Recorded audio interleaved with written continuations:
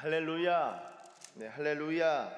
우리 주님을 찬양합니다. 여러분, 오늘 읽으신 말씀은 구약성경 여호수아 9장 1절에서 15절까지의 말씀입니다.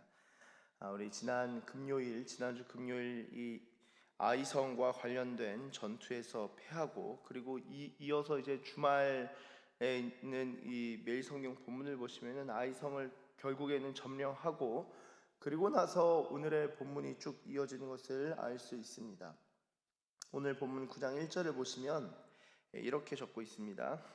이 일 후에 요단 서쪽 산지와 평지 레바논 앞 대연안에 있는 헷사람, 아모리 사람, 가나안 사람, 브리스 사람과 히윗 사람과 여부스 사람의 모든 왕들이 이 일을 듣고 라고 적고 있는데요.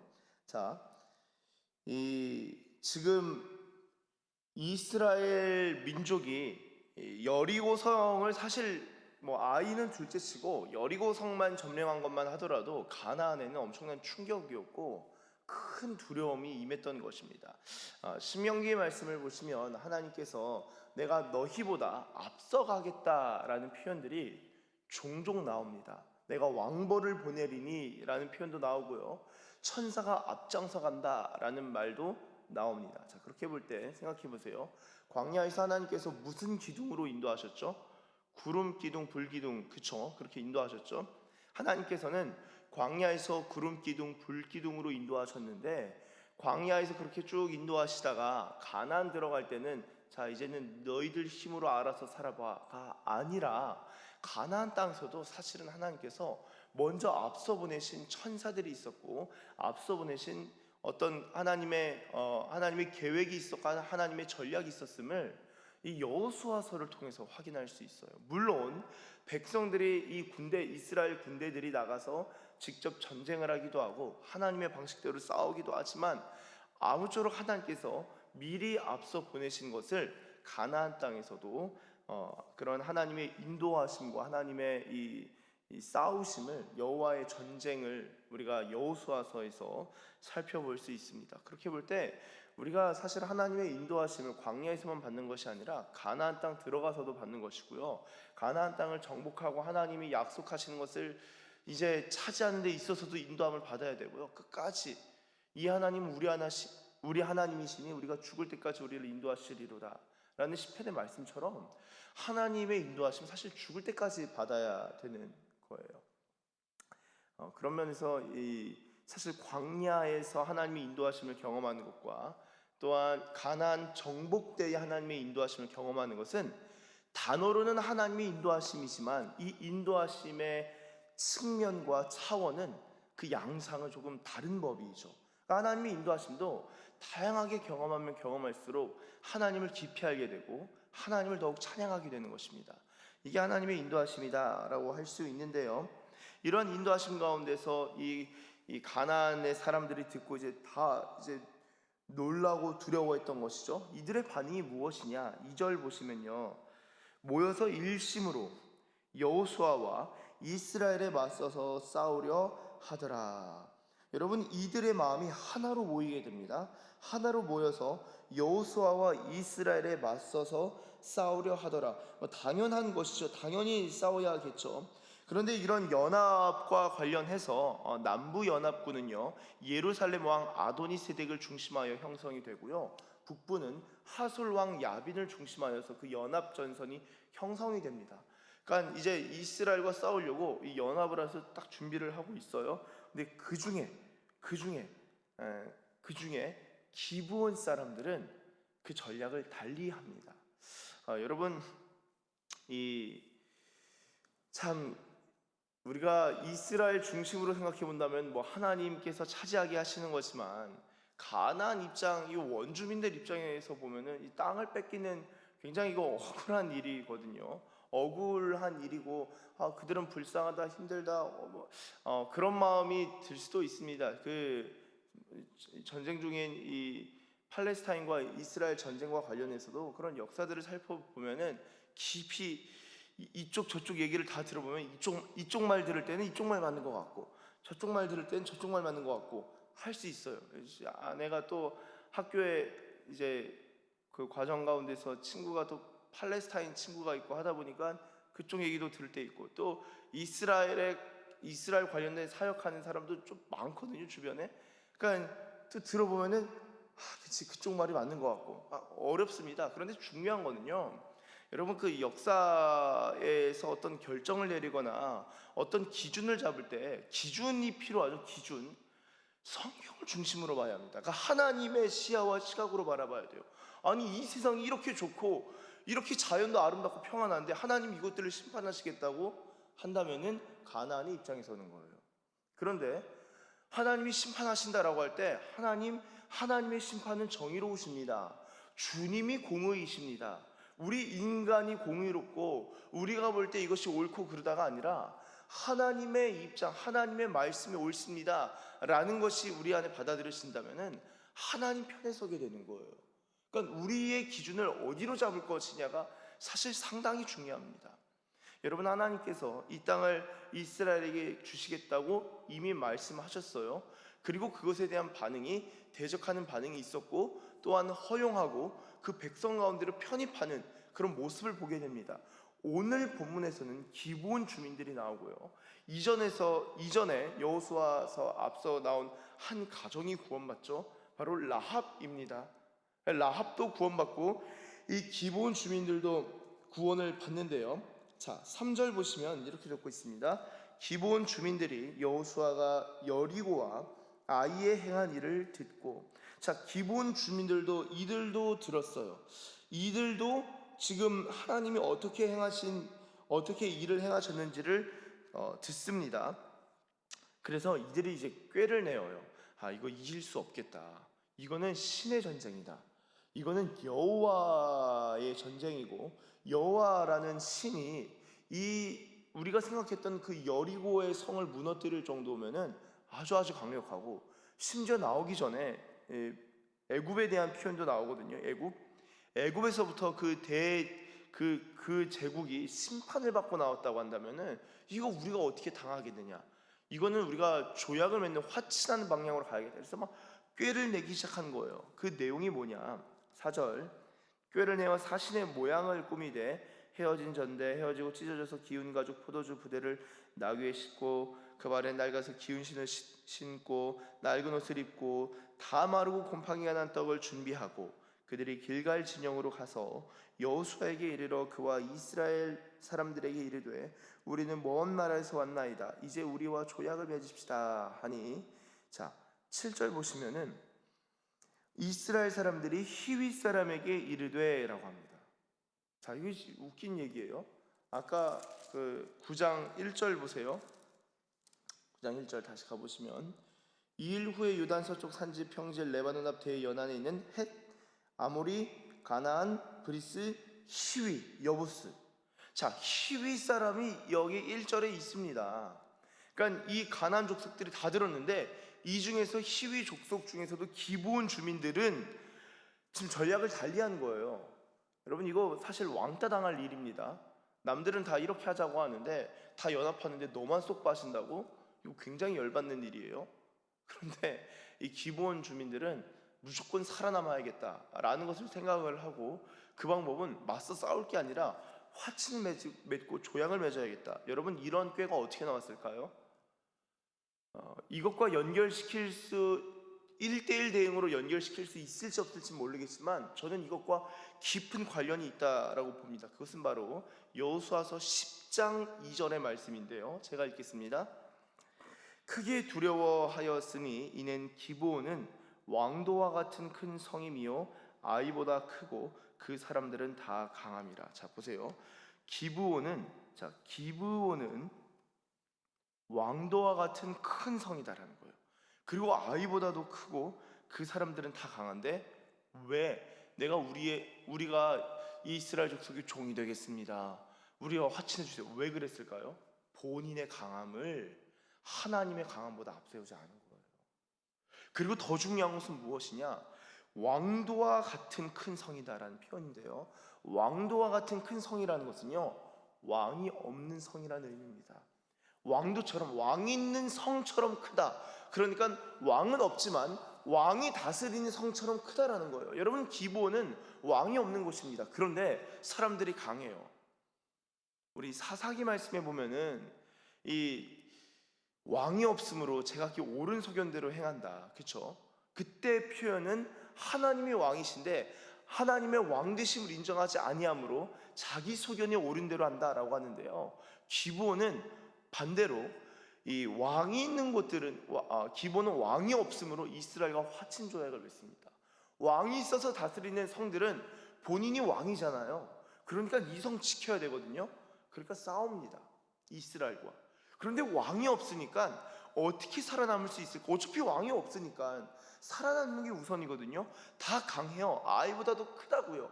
강하지만 여호와 하나님의 그 두려움, 그분의 하나님의 하나님 되심을 인정하고 살아남기 위해서 그들의 신이 왕으로서 이스라엘을 다스리시는데 그 하나님을 받아들이기로 합니다. 여러분, 기브온은요 완전히 이스라엘에 편입돼요. 여러분, 그 이스라엘의 태생을 좀 아셔야 되는데요. 이스라엘은 뭐 유대인들 순수 혈통, 그래서 정통 유대인들 이 키파 쓰고 그 수염 이렇게 기르고 그 옆머리 이렇게 따잖아요. 검은색 옷 입고. 그래서 그 이스라엘 전쟁이 일어날 때 제가 사진을 봤어요. 제가 그게 언제였나요? 재작년이죠. 재작년에 전쟁이 일어났을 때 미국 공항에 어떤 사람이 사진을 딱 찍었는데 공항 전체에 유대인 랍비들이 이스라엘으로 귀국하려고 랍비들이 캐리어 들고 다 서 있는 거예요. 전체가 에스컬레이터 다 차 있고 귀국해서 전쟁하겠다고. 야, 그 나라 지키려면 저 정도 해야 되는구나. 야, 저 정도 해야지 나라 지키는구나. 랍비들이 그 똑똑한 사람들이 공부 많, 그렇죠? 정통 유대인들이 다 귀국해서 나라 지키겠다고 가서 그리고 그들을 돕겠다고. 여러분, 이 이스라엘의 그런 정통성, 그리고 내가 뭐 몇 대 손이고 뭐 아론의 자손이고 뭐 등등 뭐 다양한 사람들이 많습니다. 굉장히 흥미로운 사람들이 많아요. 그런데 이스라엘은요 태생부터가 사실 잡족입니다. 잡족. 한번 찾아볼까요? 출애굽기 12장 38절.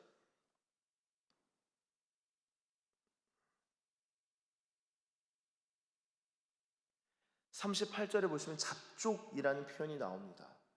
출애굽기 12장 38절에 보시면 잡족이라는 표현이 나오는데요. 제가 37절하고 38절 제가 읽겠습니다. 이스라엘 자손이 람셋을 떠나서 숫곳에 이르니 유아 외에 보행하는 장정이 60만 가량이요 수많은 잡족과 양과 소와 심이 많은 가축이 그들과 함께 하였으며.